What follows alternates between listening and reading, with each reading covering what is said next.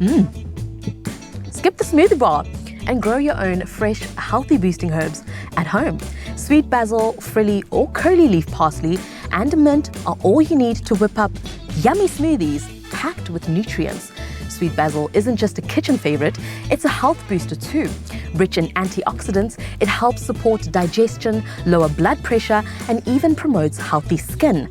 A fresh, slightly sweet twist to your smoothies. Sweet basil is easy to grow from seeds or plants in well-draining soil.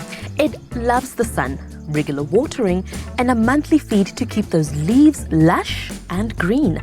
Frilly or curled leaf parsley is more than just a garnish. It's packed with vitamins A, C, and K, which support bone health, detoxify the body, and even freshen your breath thanks to its chlorophyll. This nutrient-dense herb thrives in nutrient-rich moist soil with the morning sun and afternoon shade. Plus, growing it from seeds is easy. And finally, mint, which adds a cool, refreshing note to your smoothies and provides digestive support while also sharpening mental clarity and preventing fatigue. But be careful, mint loves to spread. To keep it in check, grow it in a pot which can be placed in the garden in partial shade.